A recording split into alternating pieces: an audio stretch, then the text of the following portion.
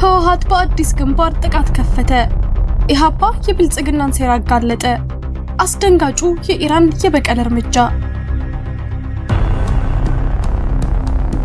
ሰበር መረጃ። ህወሓት በአፋር ላይ አዲስ ጥቃት ከፈተ። በሰሜን ኢትዮጵያ ለወራት ሲብላላ የቆየው የሰላም ውጥረት ዛሬ ሌሊት ወደ ደም አፋሳሽ ግጭት ተቀይሯል። የህወሓት ታጣቂዎች በአፋር ክልል አብዓላ ወረዳ ባልተጠበቀ ሁኔታ በከባድ መሳሪያ መደብደብ መጀመራቸው በአካባቢው ነዋሪዎች ላይ ከፍተኛ ድንጋጤ ፈጥሯል።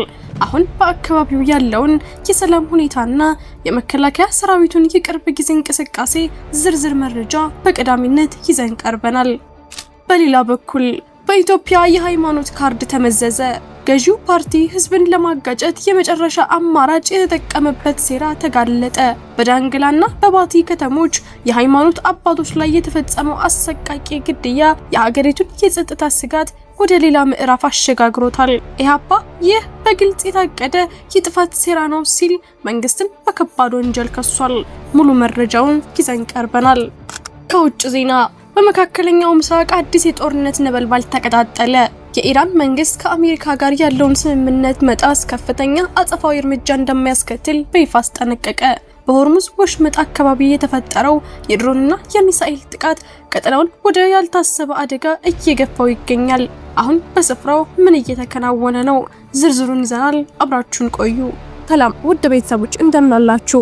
ይህ ዜና ላፍታ ነው። ቪዲዮውን ላይክ በማድረግ ይጀምሩ እያልን ወደ ዝርዝር ዜናዎች አለፍን። ሰበር ዜና። በአፋር ድንበር የተቀሰቀሰው አዲስ ውጊያ። ህወሓት በከባድ መሳሪያ ጥቃት ሰነዘረ። በሰሜኑ የኢትዮጵያ ክፍል ያለው የሰላም ተስፋ በአሳሳቢ ሁኔታ እየተቀየረ ይገኛል። የህወሓት ታጣቂዎች በአፋር ክልል ድንበር አካባቢ በአዲስ መልክ የከባድ መሳሪያ ጥቃት መክፈታቸው በአካባቢው ነዋሪዎች ዘንድ ከፍተኛ ስጋትና ውጥረት ፈጥሯል። ከአብዓላ ወረዳና ከመጋሌ አካባቢ የወጡ መረጃዎች እንደሚያመለክቱት ታጣቂዎቹ ላለፉት 4 ተከታታይ ቀናት በሌሊት 5 ሰዓት ገደማ የከባድ መሳሪያ ተኩስ በመክፈት የንጹሃን ዜጎችን ህይወት ለአደጋ አጋልጠዋል።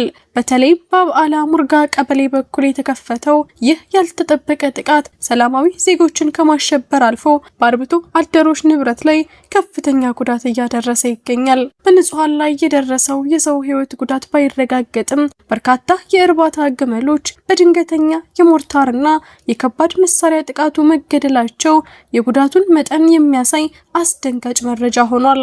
የአፋር ክልል የሰላምና ደህንነት ጽሕፈት ቤት ባወጣው መግለጫ የቡድኑ ተደጋጋሚ ትንኮሳ በዜጎች ላይ የስነ ልቦና ጫና ከመፍጠሩም በላይ በድንበር አካባቢ የሚኖሩ ማህበረሰቦችን ለስደትና ለቀውስ እየዳረገ መሆኑን በይፋ አስታውቋል። በአካባቢው የነበረው አንጻራዊ ሰላም በመደፍረሱ ምክንያት ነዋሪዎች ንብረታቸውን ጥለው ለመሸሽ መገደዳቸው የችግሩን አሳሳቢነት በግልጽ የሚያሳይ ነው። የህወሓት ታጣቂዎች በተለያዩ አቅጣጫዎች የሚያደርጉት ይህ የትንኮሳ ድርጊት ልምምድ ብቻ ሳይሆን በየትኛውም ጊዜ ሰፊ ጥቃት ሊከፍቱ እንደሚችሉ የሚያመላክት ፍንጭ ተደርጎ ተወስዷል። የክልሉ የጸጥታ አካላትና የመከላከያ ሰራዊት በአካባቢው ከፍተኛ ጥንቃቄና በተጠንቀቅ ላይ መሆናቸው ሁኔታው ወደ ሙሉ ጦርነት ሊያመራ እንደሚችል የሰፈረው ስጋት በገሃድ እንዲታይ አድርጎታል።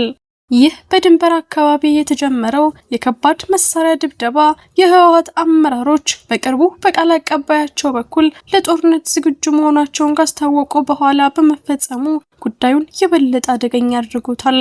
ቀደም ሲል በሙጋሌ ወረዳ ተከፍቶ የነበረው የሞርታር ጥቃት አሁን ወደ አብዓላና ሌሎች አካባቢዎች መስፋፋቱ ግጭቱ በአፋር ክልል በኩል ሊቀሰቀስ እንደሚችል ታዛቢዎች እንዲሰጉ አድርጓቸዋል።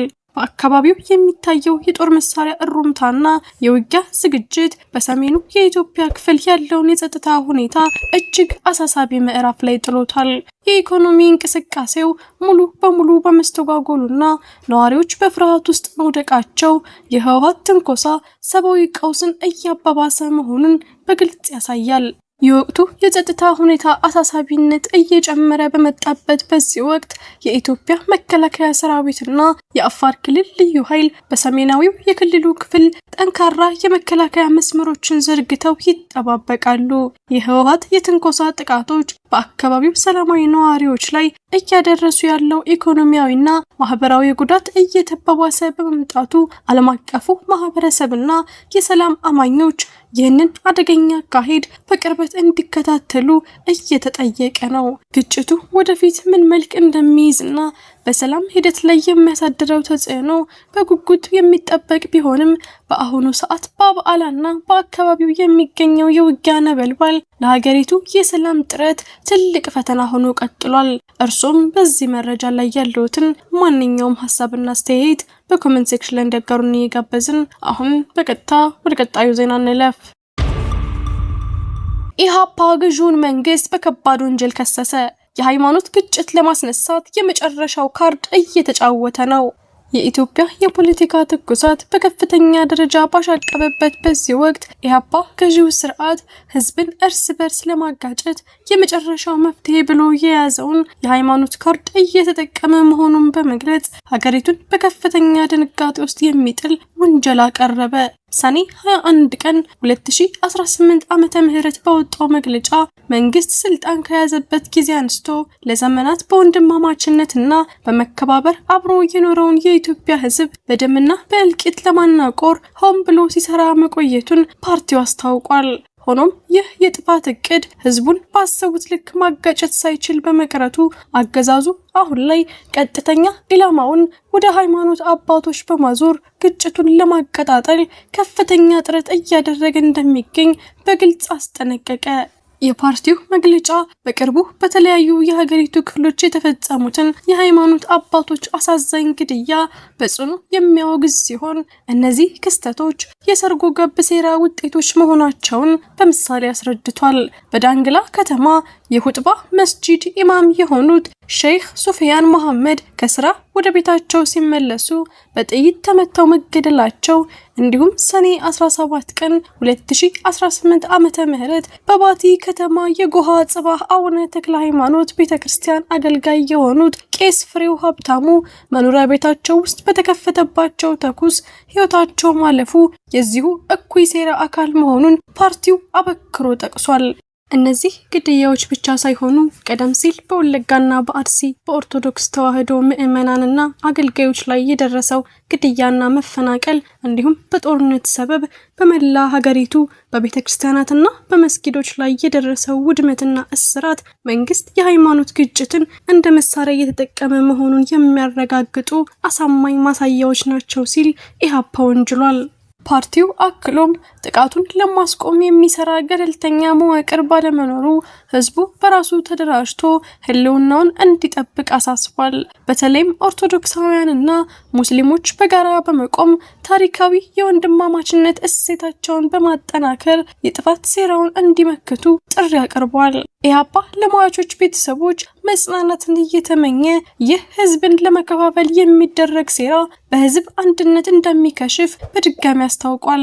ቪዲዮአችንን ላይክ ማድረግ አይርሱ እያልን ወደ ውጭ ዜና አለፍን። የመካከለኛው ምስራቅ አዲስ ውጥረት። ኢራን ከአሜሪካ ጋር ለተፈጠረው ግጭት ከፍተኛ እርምጃ እንደምትወስድ አስጠነቀቀች። በመካከለኛው ምስራቅ ውጥረት እንደገና ገረሸ። የኢራን የውጭ ጉዳይ ሚኒስትር አባስ አራግቺ ከአሜሪካና ከጽዮናዊው አስተዳደር ጋር የተደረሰው የሰላም ስምምነት እየተጣሰ መሆኑን በመግለጽ በቀጠናው ላይ የሚቃጣ ማንኛውም ጥሰት ከፍተኛና የማይቀለበስ አጸፋዊ እርምጃ እንደሚያስከትል ማስጠንቀቂያ ሰጥተዋል። አራግቺ ይህንን የተናገሩት በባግዳድ ከኢራቅ ባለስልጣናት ጋር በነበራቸው ውይይት ሲሆን ስምምነቱን በታማኝነት መተግበር እንደሚፈልጉ ቢገልጹም የተቃራኒ ወገን ጥሰት ግን ሁኔታውን ወደ አደገኛ ደረጃ እንደሚወስደው አስታውቋል። ሁኔታው እጅግ የተወሳሰበው ደግሞ በሆርሙዝ ወሽመጥ አካባቢ በተፈጠረው ግጭት ነው። በፓናማ የተመዘገበ የነዳጅ መርከብ ላይ ጥቃት መድረሱን ተከትሎ አሜሪካ በኢራን ወታደራዊ ኢላማዎች ላይ የአየር ጥቃት መፈጸሟ የጦርነቱን ነበልባል አቀጣጥሎታል። የኢራን እስላማዊ አብዮታዊ ዘብ ለዚህ አጸፋዊ ምላሽ በኩዌትና በባህሬን በሚገኙ የአሜሪካ ወታደራዊ ማዕከላት ላይ በድሮንና በሚሳኤል ጥቃት መክፈቱን በይፋ አረጋግጧል። በሁለቱ ሀገራት የሚገኙ የአሜሪካ መሰረተ ልማቶች ላይ የተደረሰውን ጥቃት ኩዌትና ባህሬን በጽኑ ያወገዙ ሲሆን የዓለም የኃይል ምንጭ በሆነው በዚህ ወሳኝ የባህር መስመር ላይ ያለው ውጥረት መላውን ዓለም በስጋት ውስጥ ጥሎታል። ውድ የዜና ላፍታ ቤተሰቦች የሰዓቱ መረጃዎቻችን ያዳመጣችሁትን ይመስል ነበር። ስለተከታተላችሁን እያመሰገንን ቻናላችንን ሰብስክራይብ በማድረግ ቤተሰብ እንድትሆኑ እየጋበዝን በዚሁ ተሰናበትን። ጤና ይስጥልን።